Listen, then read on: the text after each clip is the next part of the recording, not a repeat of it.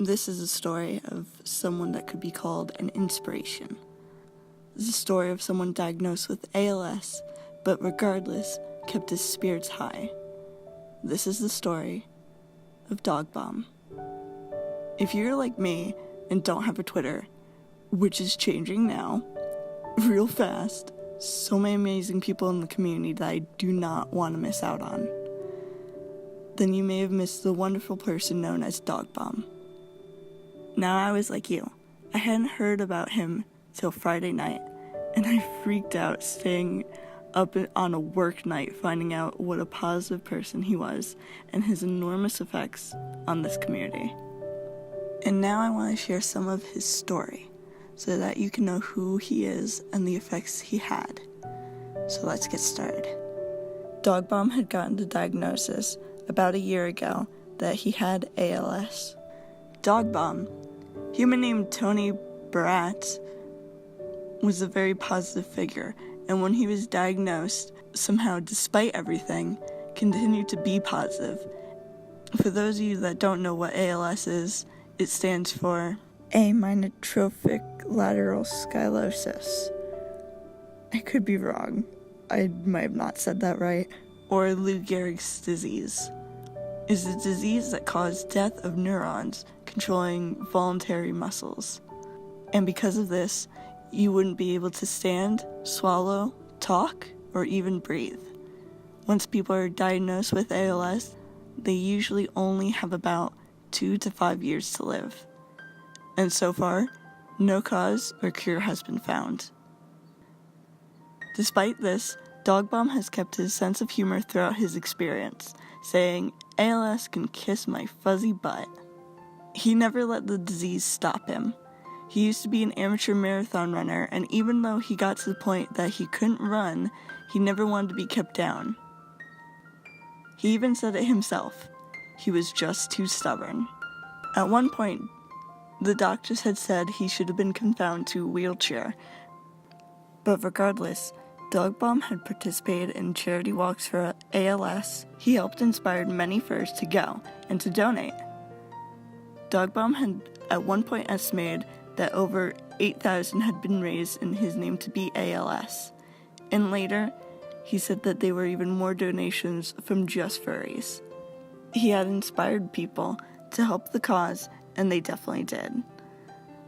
Furry artists have made stickers, t-shirts, pins, art commissions, all in an effort to raise funds to beat the disease. Fursuiters were showing up to participate in ALS walks around the nation, which I have linked in the description for a list of walks that will be held in the future, if you are interested.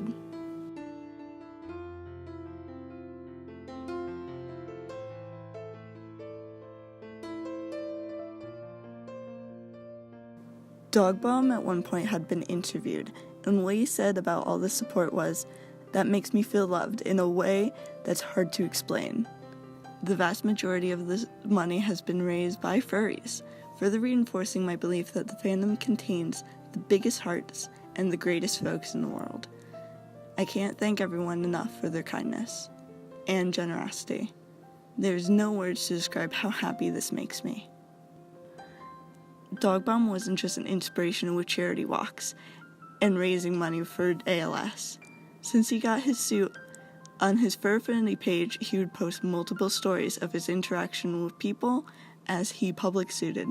He said he enjoyed public suiting more than con suiting because he would get to see people that normally didn't experience this and put a smile on their face. He enjoyed making people laugh and smile and wanted to brighten up their day, and from his stories, he most certainly did. But of course, who wouldn't be cheered up by one of the biggest, sweetest talking dogs you ever met? A few stories stuck out to me, but one of the biggest and heartwarming was the woman named Sarah. He had posted about the meeting titled "Courage on Two Wheels," where he details an encounter with this young woman named Sarah who has cerebral palsy. It's truly beautiful, and I'll link the page where he writes about it down in the description. Dog Bomb's suit was made by Beast Club and modeled off his own dog that had passed, Roger. The German Shepherd mix, who who had lived with Dog Bomb for 14 years before he had to cross the Rainbow Bridge, recreated in a fursuit. Dog Bomb is also a wonderful vet tech. One of his coworkers had explained how he had always been calm and loving, always knowing how to get the job done right. She had said when nobody else could work with a certain pet because they might be fearful, all it takes for him to just be alone with the dog to get it accomplished. The fandom knows about one of these cases with a dog named Sender, who came from a place that rehabilitates Mexican street dogs and adopts them to homes. Sender had struggled in finding his forever home. The Dalmatian mix had already been adopted and returned 3 times, and that's when Dog Bomb got his turn. Dog Bomb had explained it took 6 months of hard work before he started coming around. Sender now lives in the home of Dog Bomb, and somehow through online has gotten the nickname Meat Bubble, and had been at Dog Bomb's side ever since. He had gotten the news in March that he only had about 1 to 3 years to live. He had said, "I felt absolutely devastated. I remember walking to my car, sitting in the driver's seat, and having a good cry. Once that was over, I began to focus on what I needed to do." And of course anyone would be upset. Dog Bomb had kept positive and continued to keep his head held high. He continued to be happy and positive no matter what, saying he made a promise to himself to always be smiling, and he did. Because ALS affects your muscles, he would lose balance and fall. But with how ridiculously he wanted to keep making people happy and to keep positive, he would post funny photos with descriptions of the fall. In doing so, this was one of the ways he would keep the community positive, but also bring awareness to the struggles of ALS. But Dog Bomb didn't want to be confined and let ALS slowly eat him away. So with the help of doctors, the decision was made that he would pass via medical euthanasia. Everyone in the fandom, of course, was upset, but Dog Bomb kept positive. There was even a letter he sent to UCI Medical School. He was going to send his body to be researched to try and help find a cure for ALS. And the letter is so cheerful and humble and kind of crazy because even when writing this, knowing what the future holds, he still radiates his basically trademark positivity and cheerfulness. Besides donating his body to science, Dog Bomb had gotten several spinal taps to send to research labs and participated in several stem cell treatments. He really did everything he could to try and find a cure and bring awareness to ALS. But regardless of what was happening, Dog Bomb absolutely would not tolerate a pity party, because he may have ALS, but ALS does not have him. On April 5th, 2019, he gave one last tweet out to the community. That day, many people from the community had tweeted about him, about his effects on them and for ALS, and to wish him luck on his new journey as he crossed the Rainbow Bridge.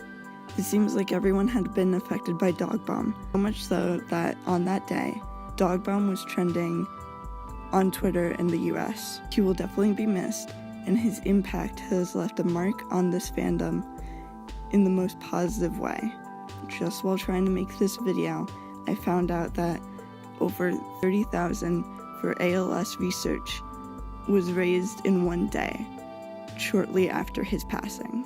Furs also caused ALSA.org to crash because of how many donations they're receiving. Even with almost a week going by, many furry artists are still making products and putting all profits into donating to ALS. Add 1,000 more things that he has done, but this video would be like 20 hours or something. It's insane. As I was making this, I just kept finding more and more and more. As I said before, I will post links to ALS donation places and walks. Also, if there is any furry artists that are making things that the funds would be donated for ALS, I have a few that I have in the description but if there's more that I might have missed, because I keep finding more, I will have them in the description. Just message me if there's some that you see that I have missed. And if you haven't already, I hope that you will donate to ALS. So here's a toast to Dog Bomb. He loved beer, and I would have that, but I am allergic. So here's my very, very fruity drink. I hope that wherever you are surrounded by people that love you, and that there's a big beach for you to dig your paws in, with a cooler next to you with endless amounts of beer. Keep wagging. I'll leave you with a clip from a speech he had made. So till next time, live your life with no regrets. Tell the people you love that you love them. And have an absolutely beautiful day. Dog Bob, otherwise known as Tony. He asked me to read it for him because it's a little too difficult for him to talk. So these are his words. Good morning. Thank you all for being here and sacrificing your Saturday morning. Your participation today means the world to me. I wanted to say clearly how much I love and appreciate all of you. I've been living with ALS for some time now, and the only reason I've made it this far is because of the support of my friends. Some of you I've known forever, some for only a short time, and some I've never met in person until today. But that doesn't matter. Your presence has changed my life. We are here to raise funds for ALS research, to promote awareness of the disease, and to have a little fun at the same time. I firmly believe in the power of fun, and that every situation can be improved with a smile and a good laugh. Mark Twain said that terror is the absence of humor. Terror is not a part of my daily life because of you guys and your ability to make me smile when I need it most.